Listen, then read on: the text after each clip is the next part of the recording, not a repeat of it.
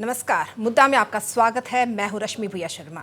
हम में से ऐसे कई लोग हैं जो अपने एक छोटे से काम के लिए सरकारी दफ्तरों के चक्कर काटते काटते हताश हो चुके हैं। सरकारी दफ्तर का नाम आते ही सभी के जहन में सिर्फ कर्मचारियों की सुस्ती की छवि ही आती है। लेकिन क्या ये छवि कभी बदलेगी? क्या कभी यह भी सुनने को मिलेगा कि सरकारी दफ्तर में समय पर हमारा काम हो गया है? हिमंता विश्व शर्मा नेतृत्व सरकार में प्रशासनिक कामकाजों में सुधार की तमाम कोशिशें की जा रही हैं और नतीजे भी कमोवेश सामने आ रहे हैं। लेकिन अभी भी कड़े और सख्त कदम उठाने की कहीं ना कहीं ज़रूरत महसूस की जाती है। प्रशासनिक कामकाजों में सुधार की कोशिशों के तहत ही सरकार ने एक बड़ा फैसला लिया है और हाल ही में मुख्यमंत्री हिमंता विश्व शर्मा ने लोक सेवा अधिकार आयोग के गठन की घोषणा कर दी है। दरअसल कुछ समय पहले ही असम लोक सेवा का अधिकार संशोधन अध्यादेश 2023 को कैबिनेट में मंजूरी दी गई है और इसके तहत एक आयोग की स्थापना का प्रावधान किया गया है। यह आयोग एक मुख्य आयुक्त और 2 आयुक्तों के साथ एक स्वतंत्र अर्ध न्यायिक 3 सदस्यीय निकाय होगा, जहां जनता अपनी शिकायतें दर्ज करा सकेगी।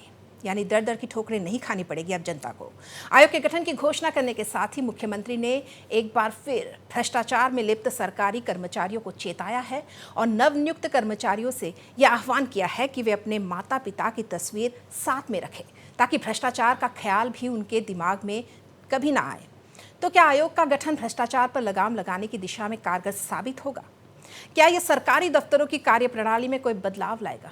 इन मुद्दों पर बात करने के लिए आज हमारे साथ एक पूरा पैनल मौजूद है। हमारे साथ उपस्थित है, जो कुछ ही देर में उपस्थित होंगी, भाजपा प्रवक्ता डॉक्टर जूरी शर्मा बरदोलोई, कांग्रेस के प्रवक्ता अनवर हुसैन लस्कर हमारे साथ उपस्थित है और साथ में है वरिष्ठ पत्रकार रविशंकर रवि जी। बहुत बहुत स्वागत है आप दोनों का हमारे इस खास कार्यक्रम मुद्दा में। बातचीत शुरू करें उससे पहले सीएम की वह घोषणा हम आपको सुनाते हैं जो उन्होंने लोक सेवा अधिकार आयोग के गठन को लेकर की है। आमी जदि कोनोबा डीसी ऑफिसत एनओके सार्टिफिकेट विचारिছো, पीआरसी सार्टिफिकेट विचारिছো, आमी जदि पेंशन विचारिছো, जीपीएफ विचारिছো, ही जदि निर्दिष्ट समयर भितरत नापाय, भुक्तभोगीয়ে मन्त्री विधायকৰ कोठालिए कोठालिए जोৱাৰ परिवर्ते তেওঁলোক राइट टू पब्लिक सार्विस कमिशनत যাব और राइट टू पब्लिक सार्विस कमिशने सरकारी विषयाসকলক नोटिस इश्यू करिब जे आपुनी তেওঁলোকৰ काम एमाहर भितरत किय करि दिया नासिले।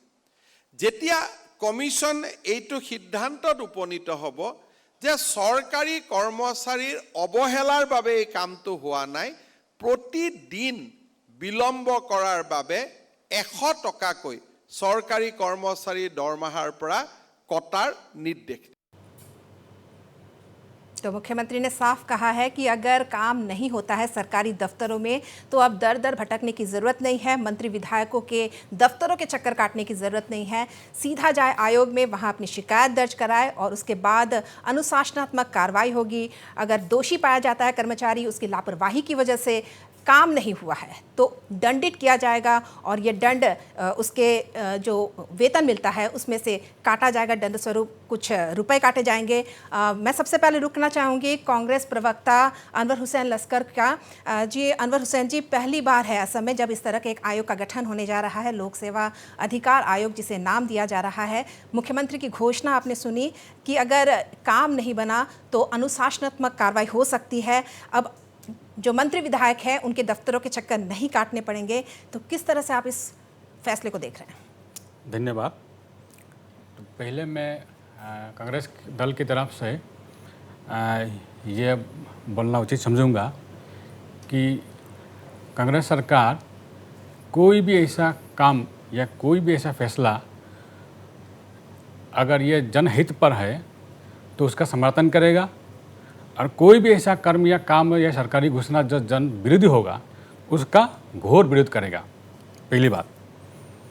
अब ये जो आपने लोकसभा जो ये एक आयोग का जो बात किया है, जो कोई भी सरकारी कर्मचारी अगर उसका कोई मतलब शिकायत है उसका ड्यूटी पर, तो कोई भी पब्लिक ग्रीवेंस जो भी बने उस पर वो शिकायत कर सकता है इस आयोग के जो जरिया। तो मुझे इस वक्त अभी मेरे ध्यान पे यह आया है कि घोषणा तो करते हैं मैं एक आपको सिंपल सा एग्जांपल देता हूँ इस वक्त कि जब असम का मूल समस्या है विदेशी, उस मुद्दे पर जब ये एफटी आयोग जो एफटी कमीशन मतलब फॉरेनर्स ट्रिब्यूनल जब घोषित किया गया था असम सरकार द्वारा, तो ये बहुत धूमधाम से सभी ने इसको सही ठहराया था। एफटी कमीशन बनाया गया, एफटी मेंबर अपॉइंटमेंट दिया गया, लेकिन 2 साल के अंदर ये आया सामने में कि 200 की जगह पर 50% एफटी जो ट्रिब्यूनल है उसको बंद किया गया। जो अधिवक्ता जिनको मेंबर नियुक्त किया गया था वो अब वापस आके घर वापसी हुई, वापस आके अब वो कोर्ट पे आके काम कर रहे हैं। तो ये घोषणा जो मैंने आपने कहा है, घोषणा करना और उस पर एग्जीक्यूशन करना करो, मतलब उसको ज़मीनी तौर पर इसको मतलब एग्जीक्यूट करना, ये दोनों बात पे ध्यान देना होगा। तो मैं दोबारा कहता हूँ कि अगर सही तरह ये काम किया जाए, उस पर अमल किया जाए तो ये बहुत ही अच्छी बात है। पर यह अगर घोषणा की गई 2-4 साल के बाद फिर इसको हटाया गया, ये जो पब्लिक मनी है उसको खर्चा करना है। जी, वरिष्ठ पत्रकार रविशंकर रवि जी हमारे साथ हैं। जी रविशंकर, आपकी भी राय लेना चाहेंगे, किस रूप में आप देख रहे हैं इस आयोग को? जिस तरह की सुस्ती एक सरकारी दफ्तरों में देखने को मिलती है, आमतौर पर जैसे हम कहते हैं कि सरकारी दफ्तर जाना है यानी उफ चप्पल घिसनी पड़ेगी तब जाके कोई काम हो सकता है, या फिर सीधे सीधे बोले तो पैसा कुछ लेन देन होना पड़ेगा उसके बाद ही काम होगा। लेकिन अब एक आयोग गठन होगा यानी जनता के पास एक ऐसा मौका जहाँ वो शिकायत कर सकती है। देखिए, सबसे पहली बात तो ये कि जिस आयोग का गठन हुआ है वो निश्चित रूप से राज्य की जनता के लिए बहुत ही हितकारी है और ऐसे आयोग का स्वागत किया जाना चाहिए। अब आयोग कैसे फंक्शन करता है, कैसे कितना कारीगर होता है, ये आने वाले दिनों में साफ तौर से दिखेगा। लेकिन जैसे सूचना के अधिकार के लिए एक लंबे समय तक पूरे देश में आंदोलन चला था, उसी तरह यह एक अधिकार है एक पब्लिक को, एक नागरिक को, जो अपने सरकारी कामकाज से संबंधित शिकायत लेकर वो पहुंच जाता है, उसे एक सार्वजनिक मंच प्रदान किया गया है और जिस मंच के पास कई वैधानिक अधिकार भी होंगे। और इसलिए मुझे ये लगता है कि यह जो पहल की गई है यह बहुत ही सही है, क्योंकि आप आम तौर से देखिए लोग एक छोटे से काम के लिए भी कई बार सरकारी कार्यालयों का चक्कर लगाते हैं। और सबसे बड़ी समस्या, एक अच्छी बात ये हुई है कि पिछले कुछ वर्षों में जो सरकारी नियुक्तियां हुई हैं बिना किसी लेन देन के, और जो ये लोग बिना कोई पैसा दिए जिनको नौकरी मिली है, नए नए ऑफिसर गए हैं, नए कर्मचारी आए हैं, पुलिस में भी लोग गए हैं, उनकी इमेज एक अलग है। उन लोगों से भी मेरी बातचीत होती है तो वो भी, उनको भी काम करने में परेशानी हो रही है, क्योंकि जो पहले से जो बाबू लोग बैठे हैं वहाँ पर वो उनको काम करने में बाधा डालते हैं, क्योंकि वो चूँकि ईमानदारी से काम करते हैं। मुख्यमंत्री का बार बार आग्रह है कि आप लोगों के लिए सरकार है, आप जनता का काम कीजिए, तो वो भी उसमें बाधा डालते हैं। अब कोई भी व्यक्ति जिसे ये लगता है कि उसके काम को जानबूझ के रोका जा रहा, टाल मटोल किया जा रहा, उसके पीछे कोई और मकसद है, तो वह निश्चित रूप से इस आयोग के पास जा रहा है और यह आयोग उनकी बात को सुनेगा। हम उम्मीद करते हैं कि यह आयोग बहुत ही सक्रिय होगा, बहुत ही फंक्शनल होगा, क्योंकि शिकायतें बहुत आएंगी और उन शिकायतों को उसी गति से निपटाना होगा। उनका अपना एक सेक्रेटेरिएट होगा, निश्चित रूप से कुछ नंबर दिए जाएंगे या कोई ना कोई एक व्यवस्था होगी, जो जब ये विधानसभा में भी पारित हो जाए, अभी कैबिनेट में भी इन चीज़ों का एक अभी प्रस्ताव के प्रोसेस में है, तो अब वो उसको कैसे इम्प्लीमेंट किया जाएगा वो अब राज्य सरकार को तय करना है। लेकिन मैं पहली टिप्पणी यही करूँगा कि यह जो आयोग बना है निश्चित रूप से इसका स्वागत किया जाना चाहिए और इससे आम जनता को एक मंच मिला है जहाँ पर वह अपनी बात शिकायत कर सकती है। और दूसरी बात यह है कि इसमें जो सज़ा की प्रावधान है वो और कोई प्रावधान नहीं है, इसमें आर्थिक दंड का प्रावधान है और ये ज़्यादा कारगर होता है।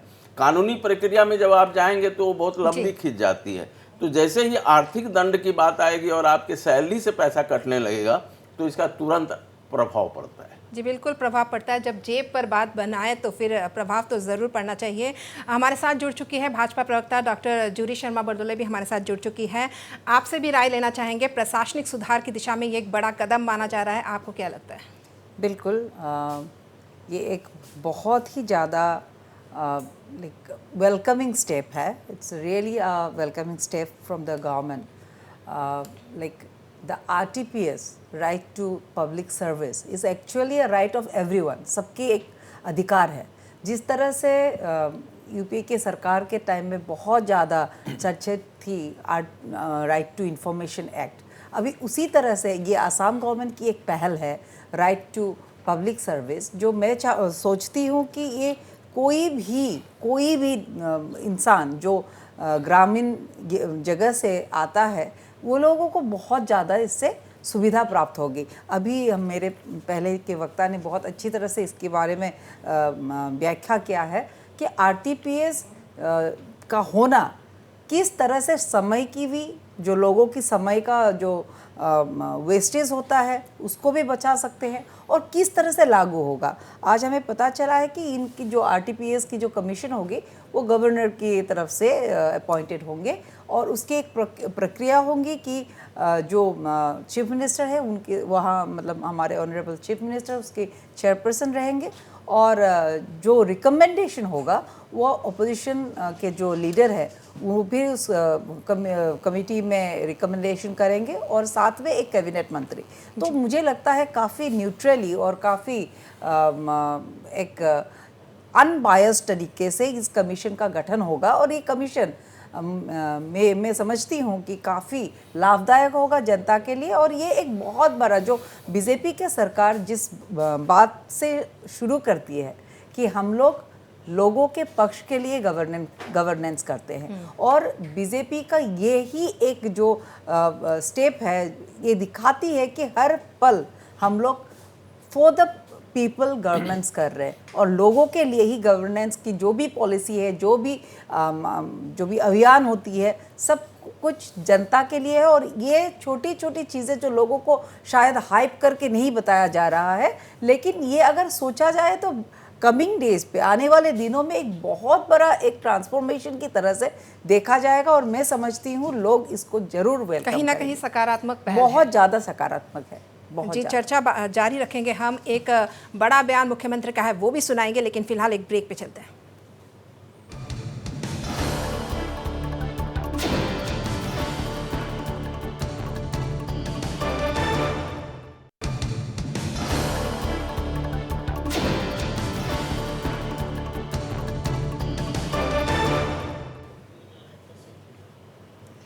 आज हम बात कर रहे हैं प्रशासनिक सुधार की दिशा में सरकार के उस बड़े कदम की, जिसकी घोषणा हाल ही में मुख्यमंत्री हेमंत बिश्व शर्मा ने की है।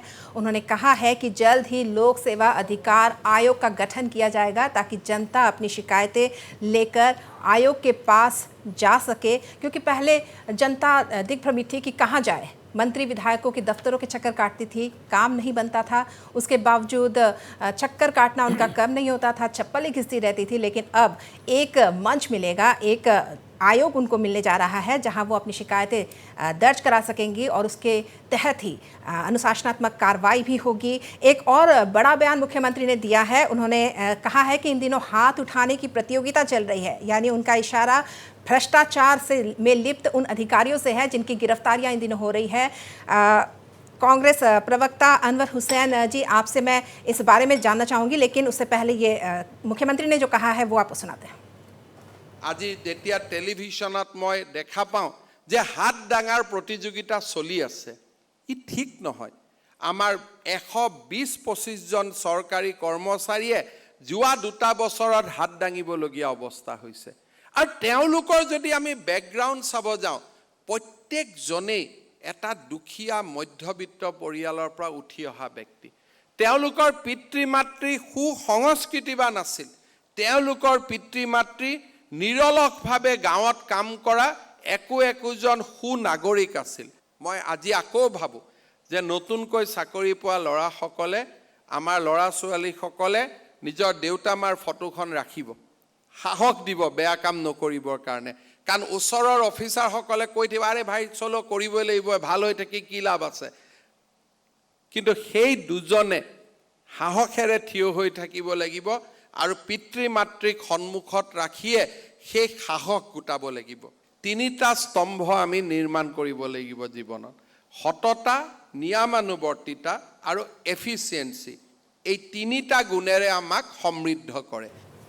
अनवर हुसैन साहब, मुख्यमंत्री साफ कह रहे हैं कि जो माता पिता की तस्वीर साथ में रखनी चाहिए ताकि भ्रष्टाचार न करे। एक बात इस तरह की कही है उन्होंने, साथ ही भ्रष्टाचार के को लेकर जिस तरह की गिरफ्तारियां हो रही है उसका जिक्र किया है। आपकी पार्टी जब सत्ता में थी उस वक्त आंकड़े सामने नहीं आते थे, लेकिन आजकल आंकड़े सामने आ रहे हैं।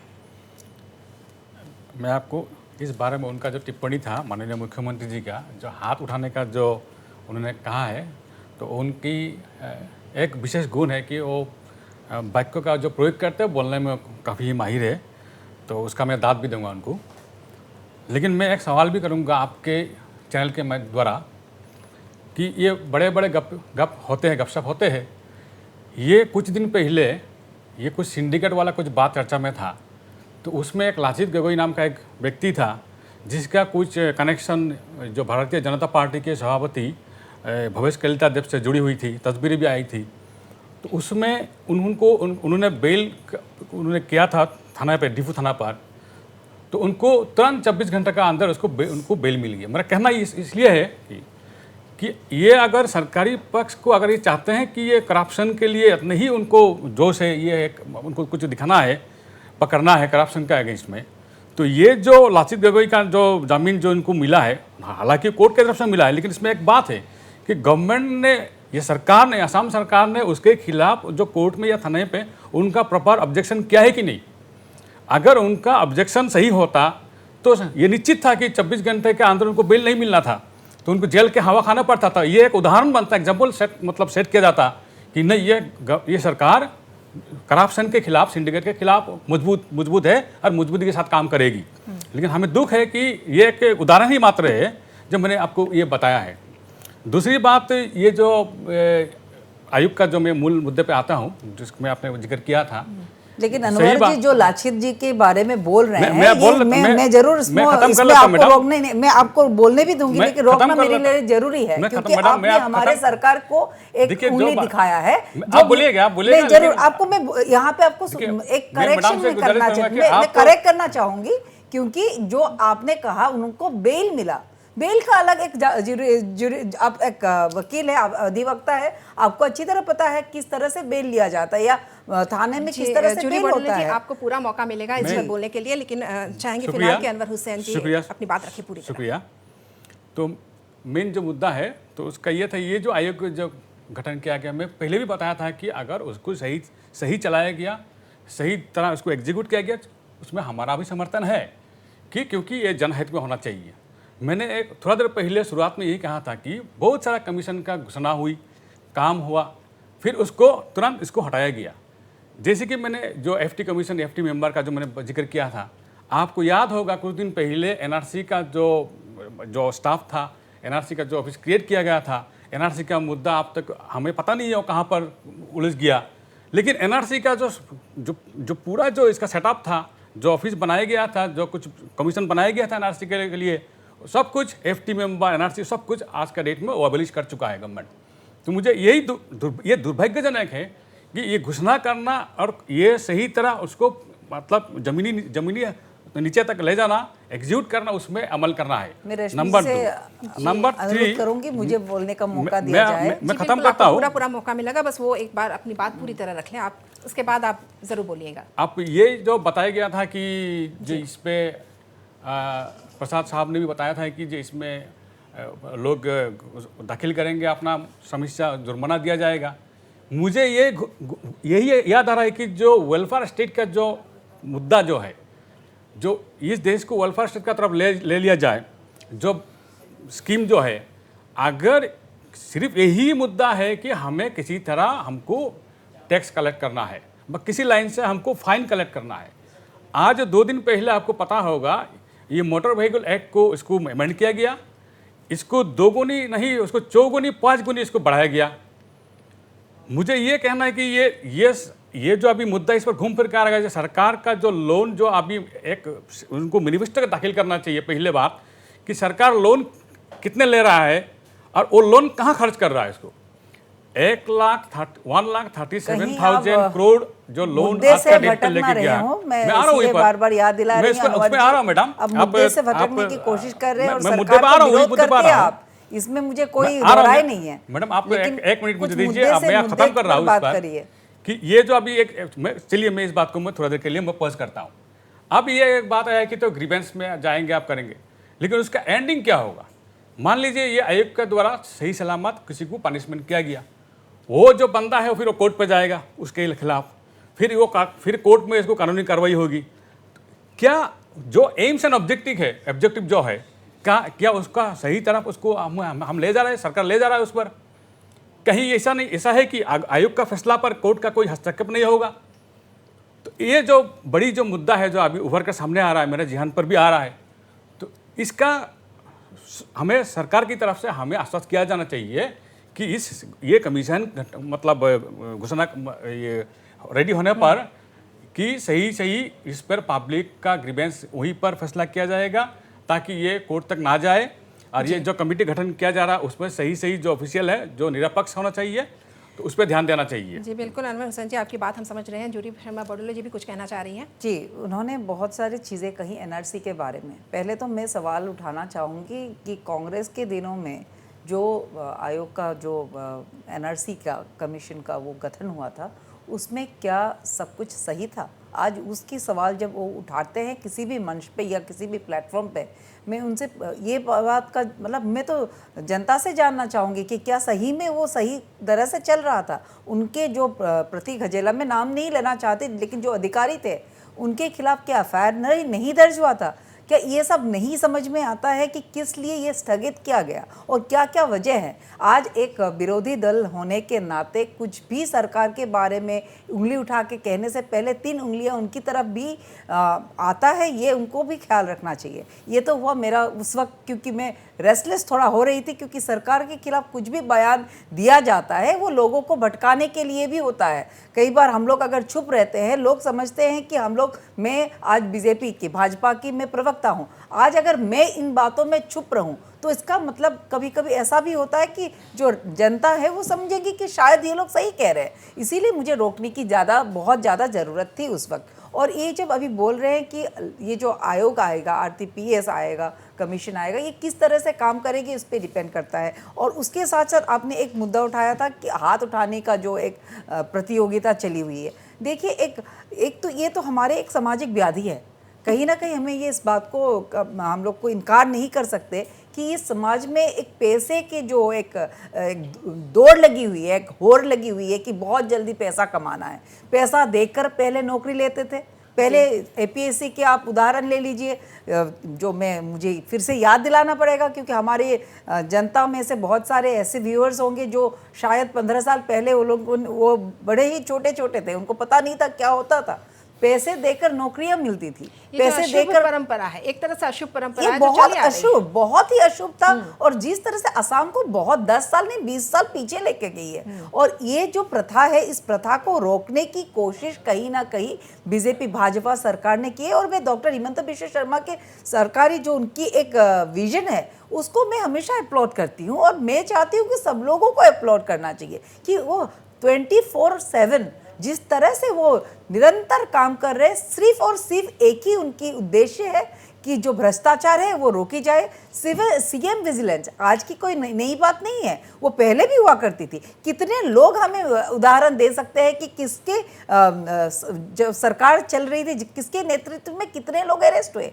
आज हम लोग जब अरेस्ट होते हैं तो दुर्भाग्य की बात है, क्योंकि ये लोग जो IAS ऑफिसर या APS ऑफिसर है या कोई भी स्तर के अधिकारी है, उन लोगों को जब CM विजिलेंस अरेस्ट करती है तो कोई समाज में कोई खुशी की बात नहीं होती है। ये दुर्भाग्यजनक घटना है। लेकिन ये दुर्भाग्यजनक घटना को स्थगित करने के लिए, रोकने के लिए अरेस्ट वारंट और इमीडिएटली ऑन द स्पॉट पकड़े जाने का जो प्रक्रिया शुरू हुआ है, ये दिखाता है कि जिस तरह से दक्ष और किसने काबिल हमारे मुख्यमंत्री है और उनकी गवर्नेंस है। और उन पे मैं हमेशा व्यूवर्स को यही कहना चाहूँगी कि डॉक्टर हिमंत बिश्व शर्मा के नेतृत्व पे हमें भरोसा रखना चाहिए।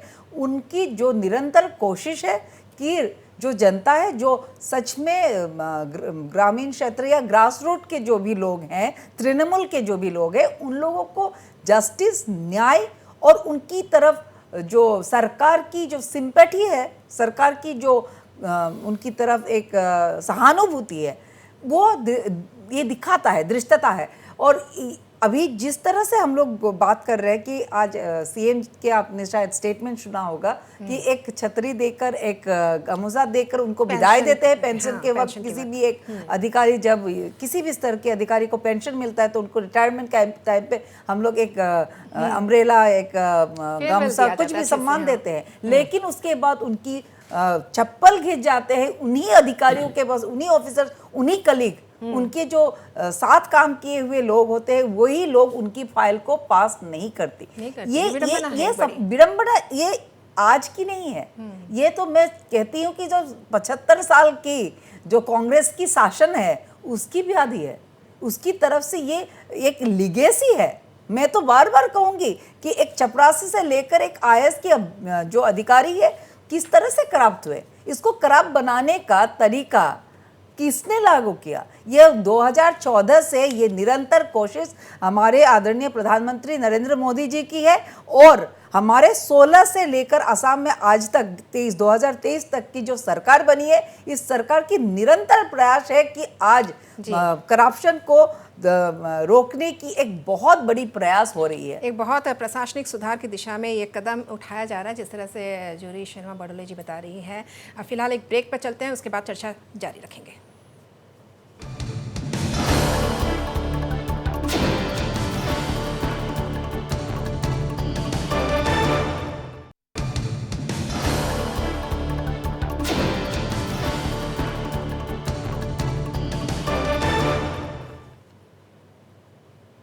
आज मुद्दा में बात हो रही है प्रशासनिक सुधार की दिशा में असम सरकार द्वारा उठाए जाने वाले उस बड़े कदम की, जिसके तहत एक आयोग के गठन की बात की जा रही है। घोषणा की गई है, मुख्यमंत्री ने घोषणा की है कि लोक सेवा अधिकार आयोग यानी right to public service commission का गठन होगा, और जल्द ही इस आयोग का गठन कर दिया जाएगा ताकि जनता को काफ़ी सहूलियत हो। अपना जो काम है, जो सरकारी दफ्तरों में वो काम है, वो जल्द से जल्द को पूरा मिले। हमारे साथ वरिष्ठ पत्रकार रविशंकर रवि जी मौजूद है। जिस सरकारी अधिकारियों की, अगर रवि जी हम बात करें, सरकारी अधिकारियों को काफ़ी सहूलियत दी जाती है, काफ़ी कुछ सुविधाएं उनको उपलब्ध है, उसके बावजूद काम की जो गति है वो सुस्त है। लेकिन प्राइवेट की अगर हम बात करें, वहाँ पे काम की गति जो है वो काफ़ी तेज़ होती है। तो क्यों, ऐसा क्यों? जब इसी वजह से एक प्राइवेटाइजेशन की ओर भी काफ़ी देखा जाता है कि बढ़ा जाता है।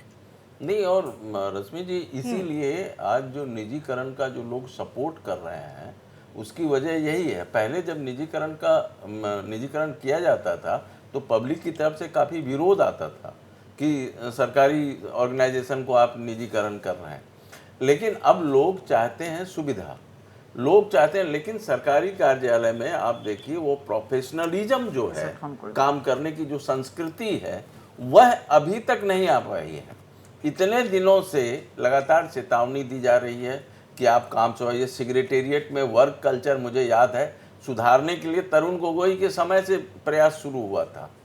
नहीं होते होते अभी डॉक्टर हेमंत बिश्व शर्मा लगातार बात कर रहे हैं, एक तरफ चेतावनी भी दे रहे हैं, दूसरी तरफ वो उन लोगों के साथ, कर्मचारियों के साथ बैठक भी कर रहे हैं, उनको समझाने की भी कोशिश कर रहे हैं कि वर्क कल्चर कैसे तैयार हो, कैसे ये हो। अब आमतौर से देखिए, जब कोई व्यक्ति किसी निजी संस्थान में काम करता है तो वो कितना स्मार्टली काम को करता है और कितना जल्दी से हर चीज़ को टारगेट फिक्स होता है। वही व्यक्ति जब किसी सरकारी नौकरी में चला जाता है तो उसके देखिए काम करने का तरीका ही बदल जाता है। एक शिक्षक को ही ले लीजिए, एक प्राइवेट स्कूल का शिक्षक जब किसी सरकारी स्कूल में चला जाता है तो देखिए उसके में आमतौर से कितने परिवर्तन हो जाते हैं, क्योंकि उसके ऊपर तलवार नहीं लटक रही होती है कि मुझे कभी भी हटाया जा सकता है, मेरी कभी भी नौकरी जा सकती है, मेरा प्रमोशन रुक सकता है, मेरा इंक्रीमेंट रुक सकता है। क्योंकि जब राज्य सरकार ने एक फैसला लिया कि 5% का डीए बढ़ाना है तो A to Z का वो डीए बढ़ना है, डिमोशन भी हो सकता है। हाँ, यहाँ तक कि जो तो सरकारी नौकरी ये डर नहीं है। और ये सिर्फ अभी की नहीं, ये शुरू से ही एक स्थिति ऐसी बना दी गई सरकारी कार्यालयों का। सरकारी नौकरी का मतलब है काम नहीं करना है। तो अब चूंकि कहीं ना कहीं जब ये आयोग का गठन हो रहा है, यानी सरकारी कर्मचारियों पर अब तलवार लटक रही है। नहीं, निश्चित रूप से तलवार तो मैं नहीं कहूँगा, लेकिन एक प्रक्रिया शुरू हुई है सरकारी कर्मचारियों को सुधारने के कि आपके खिलाफ शिकायत होगी। और देखिए, आप किसी को सज़ा दे दें, किसी को सस्पेंड कर दें, ये एक लंबी प्रक्रिया होती है सस्पेंशन की भी, लेकिन आर्थिक दंड जब आप लगाते हैं ना, तो इसका तुरंत असर होता है। 100 रुपये जो पर डे, हाँ, 100 रुपये का जो पर डे है, इसका तुरंत असर होता है और निश्चित रूप से इसका असर होगा। आप देखिए ना, जैसे ही ये आयोग फंक्शनल होगा, शिकायतों की बाढ़ आएगी। बिल्कुल, क्योंकि कर्म संस्कृति लोग बदलने को तैयार नहीं है। और खास करके देखिए, सरकारी कार्यालयों में मेन सारी चीज, ऊपर के जो अधिकारी होते हैं, जो वरिष्ठ अधिकारी, आमतौर से सारे अधिकारी 12 घंटा से 16 घंटा काम करते हैं। मैंने देखा है उनको एडिशनल कमिश्नर लेवल पर, सेक्रेटरी लेवल पर अधिकारियों को देखा है, जिला आयुक्त लेवल पर, अब तो जिला आयुक्त हो गए वो, तो वो 18 घंटा काम करते हैं। नीचे के लेवल पर जो सरकारी कार्यालयों में, हालांकि इसके लिए मुख्यमंत्री ने एक बड़ी पहल की है कि एक फाइल 10 टेबल पर जाने की जरूरत नहीं है, सीधा 2 टेबल से निकलेगी। तो ये जो फाइलों का चक्कर है ना, जांच करेंगे, फिर रिपोर्ट देंगे।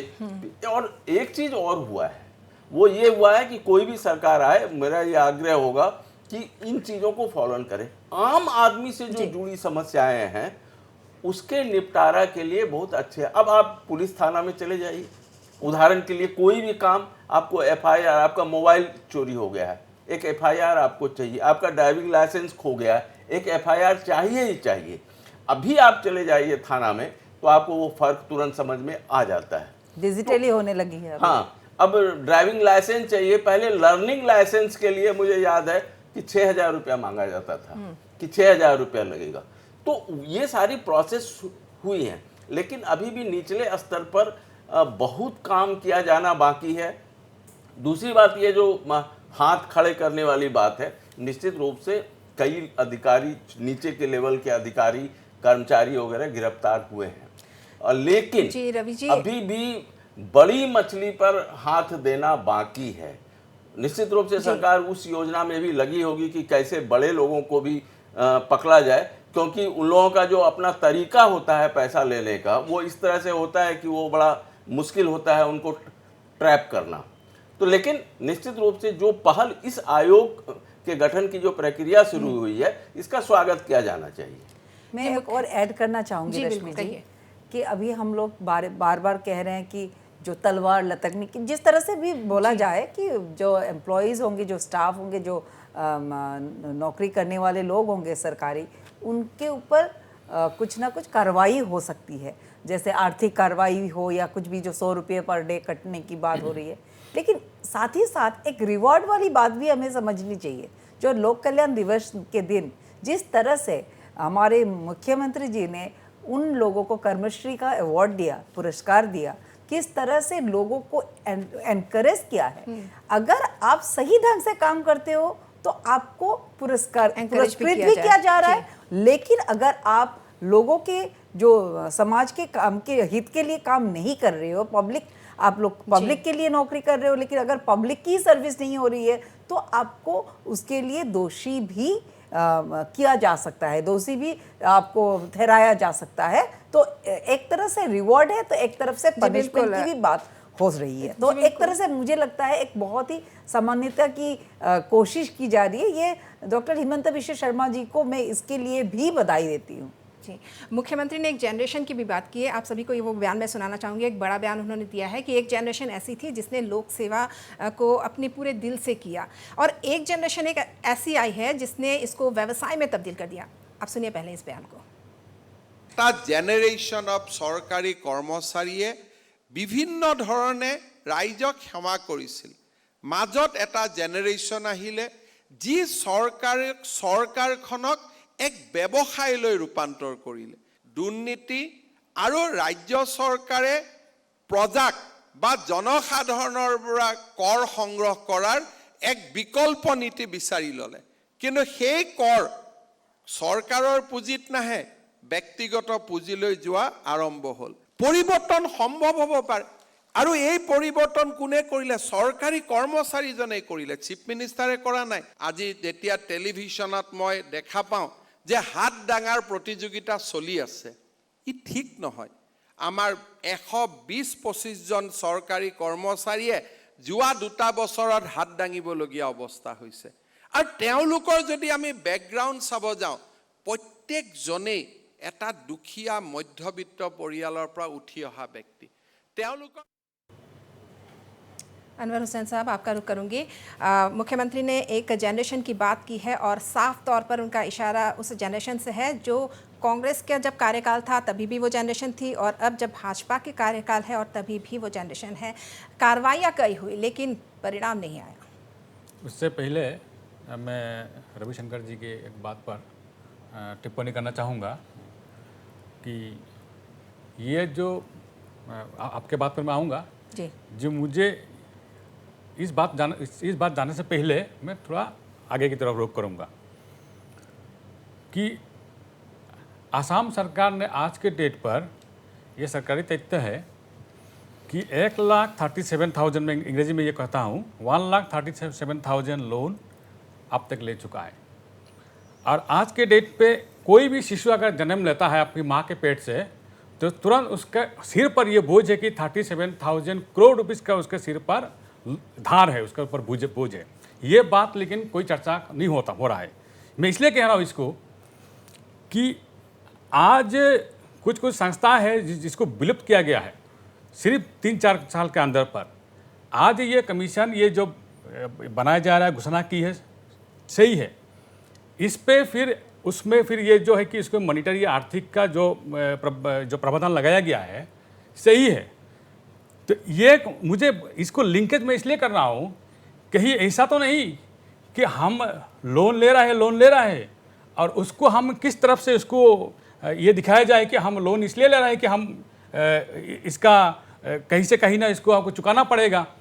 तो इसीलिए जो मैं बार बार कह रहा हूँ ये जो आज जो इशू है, आज ये हाई प्राइस राइस है, आज एलपीजी का प्राइस राइस है, आज ये जो तथ्य लेकर आए हैं, मुझे बोलने दीजिए मैडम, मैं लोन की बात की, मैं तो आपको प्रश्न पूछना चाहती हूं। बोलेंगे आज अगर आप व्यक्तिगत तरीके से अगर लोन लेते हैं, क्या आप चुकाने के लायक ना हो तो क्या आपको लोन दिया जाता है? क्योंकि एक सरकार को भी लोन तभी दिया जाता है जब उसकी आर्थिक अवस्था अच्छी हो कि वो देने लायक हो। आप लोग लोगों को, आप लोग व्यूअर्स को, और नहीं मैं जरूर मैं रोकना ही पड़ेगा मुझे, क्योंकि आप लोगों को आप लोग बोलिएगा मैडम, अलग मिसलीड कर रहे हैं। आप व्यूअर्स को मिसलीड कर रहे हैं। बार बार आप लोग लोन की बात करते हैं, बात भी सुन लीजिए, बार बार आप लोन की बात करते हैं। ये लोन की जो बात करते हैं, ये लोन किस लिए दिया जाता है? हमारे डेवलपमेंट के लिए दिया जाता है, हमारे इंफ्रास्ट्रक्चरल डेवलपमेंट के लिए दिया जाता है। और जिन ऑर्गेनाइजेशन हम लोग को लोन देती है वो लोग ये देखकर, it's almost like somewhere grants. जैसे कि अगर आप जायका का प्रोजेक्ट के बारे में बताएं तो जायका ने हमें लोन दिया है, लेकिन वो किस तरह की लोन है कि हम लोगों की उस तरह की हमारी आर्थिक अवस्था है कि हम उस लोन को इतने सालों के बाद चुका सके, जब हमारे उससे अर्निंग की भी शुरू हो जाएगी। आज मैं अनवर जी को प्रश्न पूछना चाहूंगी, अगर आप आज गाड़ी के लिए लोन लेते हैं, क्या आपकी आर्थिक अवस्था अगर उसको वापस करने की ना हो, क्या कोई भी बैंक आपको लोन देगा? तो इस तरह की बातें आप अगर उठाते हैं तो व्यूअर्स को मिसलीड करने के सिवा और कुछ नहीं है। ये सिर्फ असम की ही छवि नहीं है और अन्य राज्य सबसे ज्यादा बात मैं यहाँ भी एक उदाहरण देना चाहूंगी। केरला ने लोन मांगी, केरला ने लोन के लिए अपील किया, लेकिन उन ऑर्गेनाइजेशन जैसे कि वर्ल्ड बैंक हो, उनकी लोन को रिजेक्ट कर दिया। क्यों? तो फिर मैं आज प्रश्न उठाना चाहूंगी कि कोई डेवलपमेंट के लिए लोन लेना चाहे तो भी लोन रिजेक्ट होता है। और हम लोग आज असम, हम लोग को 33% तक की लोन मिल रही है, लेकिन हम लोग सिर्फ आज तक लिए हैं तो 20% से भी नीचे का ही लोन हम लोगों ने लिया है। तो इस तरह की बहुत सारे तथ्य हैं जो मैं बार बार कांग्रेस की प्रतिनिधि को यही कहना चाहूंगी कि गलत तथ्य देकर व्यूअर्स को मिसलीड ना करें। ये जो मैंने लोन का जो आपने एक फिगर बताया था, ये असेंबली पर दिया गया बयान है, आप लोग चेक कर लीजिएगा। मैं आपका जवाब लोन तो जरूर है, असेंबली में आप लोग तो बार-बार बयान देते हैं, हमारी भी बयान को आप लोग देखिए, आपने हमें सवाल किया, मैं उसको जवाब दे रहा हूं। असम में ही नहीं और भी क्षेत्र मैं बता रहा हूं, ये सरकार डबल इंजन की सरकार है, केंद्र में आपकी सरकार है, हमारी ट्रिपल इंजन की सरकार है, बिल्कुल पंचायत में भी हम ही हैं, स्टेट पर आपका सरकार है।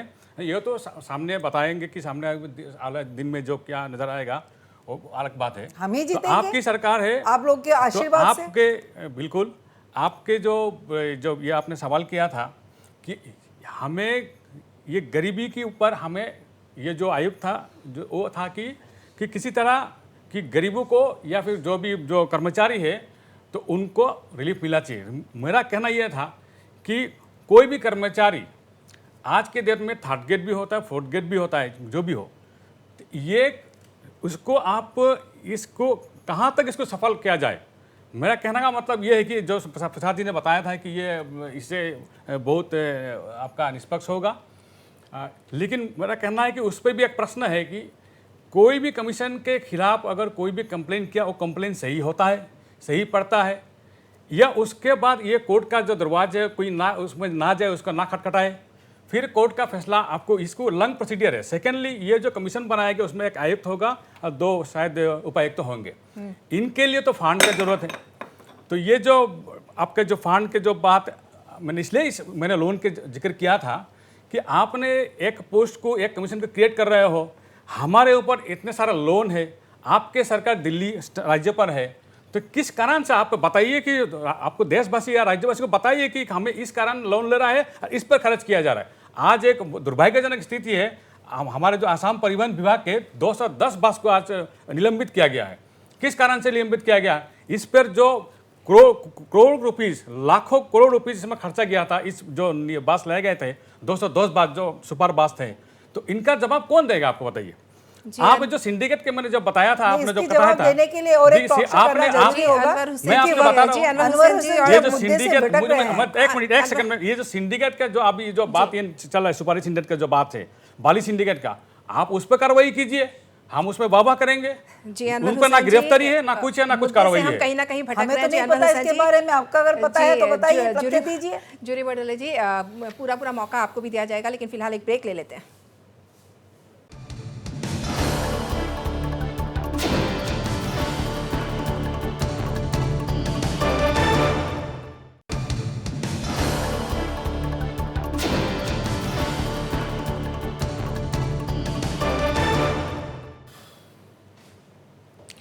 लोक सेवा अधिकार आयोग कितना कारगर होगा ये तो समय की बात है, लेकिन आज उस मुद्दे पर चर्चा हो रही है। रविशंकर जी हमारे साथ मौजूद है। रविशंकर जी, कार्य प्रणाली में 2 चीज़ें होती है, एक है ट्रांसपेरेंसी और दूसरा है अकाउंटेबिलिटी। ट्रांसपेरेंसी यानी पारदर्शिता जिसकी हम बात करें तो उसके लिए RTI है, लेकिन अकाउंटेबिलिटी यानी जवाबदेही, तो वो किस तरह से ये आयोग पूरा करेगा? एक तरह से पूरा प्रारूप इस आयोग का आ जाए, उनके जो नियम कानून और उनकी जो धाराएं हैं वो तय हो जाए, उसके बाद अभी तो बात ये सिर्फ ये हो सकती है कि सरकार की नीयत कैसी इस आयोग के माध्यम से, और इस आयोग की नीयत तो सही है, लेकिन वही है कि मेरा ये है कि सरकार को अगर ये आयोग बना है तो निश्चित रूप से उसे कार्यकारी करना होगा, उसे कार्यकारी बनाना होगा, उसे फंक्शनल और उसे पूरे स्पीड से चलाना होगा, क्योंकि मैं बार बार कह रहा हूँ कि शिकायतों की बाढ़ आएगी और उतने सारे शिकायतों का निपटारा अगर तेज़ी से नहीं होगा तो लोगों को फिर ये आयोग पर भी भरोसा नहीं रहेगा कि उसको समय पर उनको न्याय नहीं मिल रहा है। तो किस ढंग से सरकार उसको मैनेज करेगी, ये बहुत ही अच्छी प्रक्रिया है और इस आयोग का स्वागत मैं पहले से ही कर रहा हूँ, स्वागत किया जाना चाहिए। लेकिन अब वो कितना कारगर होता है और किस ढंग से होता है, तो सरकार एक अच्छी नियत लेकर इस आयोग को लेकर आई है, मुख्य बात ये है। दूसरी बात ये है कि देखिए, अगर भ्रष्टाचार की बात हो रही है तो भ्रष्टाचार में बीजेपी के भी लोग शामिल हैं। बीजेपी के भी जो कई कार्यकर्ता हैं, आपके चैनल पर भी मैंने देखा है, उनको पुलिस ने पकड़ा है, उनके कई पार्टी के लोगों को निकाला गया है पार्टी से भ्रष्टाचार के आरोप में। ये अच्छी बात है कि कोई भी सरकार जिसकी अगर वो ऐसे लोगों को के खिलाफ कार्रवाई करती है बचाने के बजाय, तो ये अच्छी बात है और उससे पब्लिक में ये मैसेज जाता है। तो और दूसरी बात यह है कि देखिए, अब जो पूरी की पूरी जो सोसाइटी हो गई है ना, वो सुविधाभोगी सोसाइटी, पैसे चाहिए, ज़्यादा से ज़्यादा पैसे चाहिए, उतनी हमारी औकात नहीं है, हम उससे ज़्यादा बेहतर लाइफ स्टाइल में जीना चाहते हैं। हमारे पास एल्टो गाड़ी है, लेकिन हमने बगल वाले की गाड़ी देख ली, थार गाड़ी, तो अब हमको थार गाड़ी चाहिए। तो ये जो है, तो पूरी सोसाइटी जहाँ पर डेविएट कर रही है, ये पुलिस के लोगों पर आरोप जी। लगता है, मीडिया के लोगों पर भी आरोप लगता है, नेताओं पर भी आरोप लगता है, सरकारी कर्मचारियों पर भी आरोप।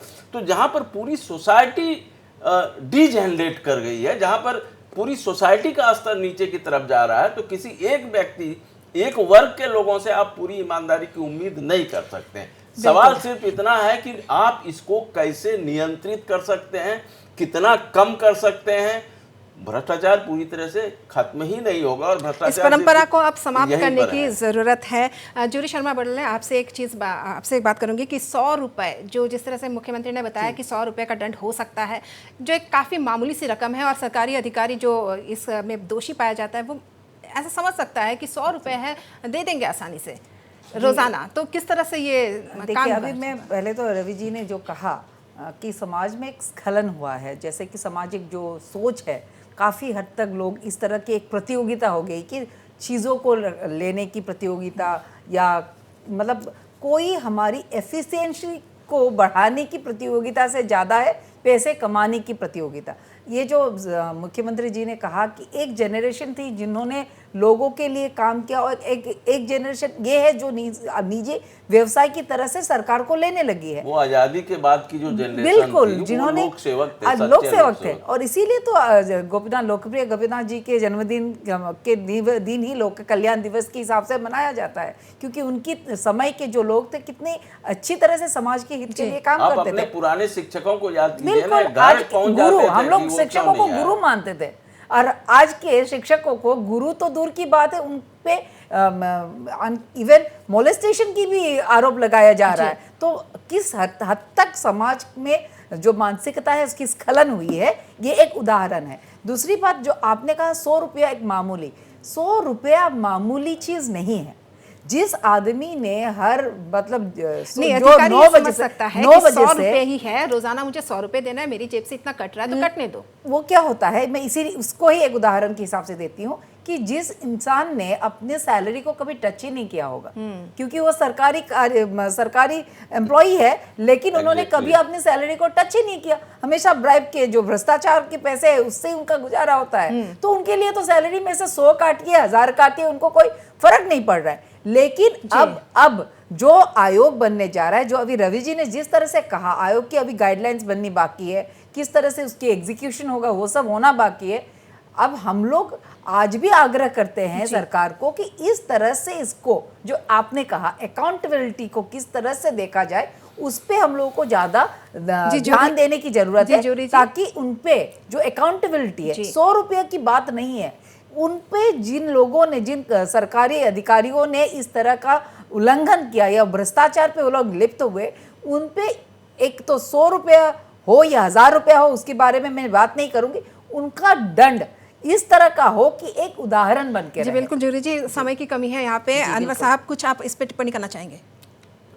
मैं एक संक्षिप्त में टिप्पणी कीजिए, समय बहुत कम है। मुझे यही कहना है कि सरकार से गुजारिश है आपके माध्यम से कि ये जो बार बार जो ये पेनाल्टी का जो बात आ रही है, पेनाल्टी और टैक्स में मेरे मतलब से, मेरा ज्ञान से एक ही बात है कि आप गरीबों पर या ये जो कर्मचारी पर आप वही चीज़ कर रहे हो कि आप पेनाल्टी के तरफ तो मतलब ये किस बहाने से पेनाल्टी करके आप कलेक्ट करना चाहते हो, जो ये जो लोन आप ले रहे हो उसको आप रिकवर करने के लिए। मुख्यमंत्री जी का स्टेटमेंट अच्छी तरह से सुना नहीं अनवर जी, मुझे ये कहना उन्होंने कहा कि एक व्यक्तिगत टैक्स और एक सरकारी टैक्स में बहुत मैडम जी, अंतर मेरा है। एक सुझाव है, आप सुन लीजिए जो आपके माध्यम से। बिल्कुल बिल्कुल जी बिल्कुल शॉर्ट में, क्योंकि समय की कमी है। मैं ये कह रहा हूँ कि ईच एंड एवरी डिपार्टमेंट पर आप अपना कोई ऐसा कुछ आप उसमें अलग डिपार्टमेंट संयुक्त कीजिए, लाइक विजिलेंस कोई भी आप संयुक्त कीजिए, आपका विजिलेंस सेल आप संयुक्त कीजिए, उसी कर्मचारी से आप उन पर कार्रवाई कीजिए, तो ये पब्लिक जो मनी खत्म होगा जितनी बात हम करते रहेंगे, बात उतनी बढ़ती रहेगी। बहुत बहुत धन्यवाद आप तीनों का,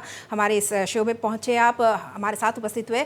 तो हमारे समाज में नासूर की तरफ फैले भ्रष्टाचार से निपटने में लोक सेवा अधिकार आयोग कितना कारगर साबित होगा ये तो समय ही बताएगा, लेकिन यह भी सच है कि आम लोगों के लिए इस तरह के एक आयोग की लंबे समय से ज़रूरत थी। मुद्दा में आज के लिए बस इतना ही। धन्यवाद।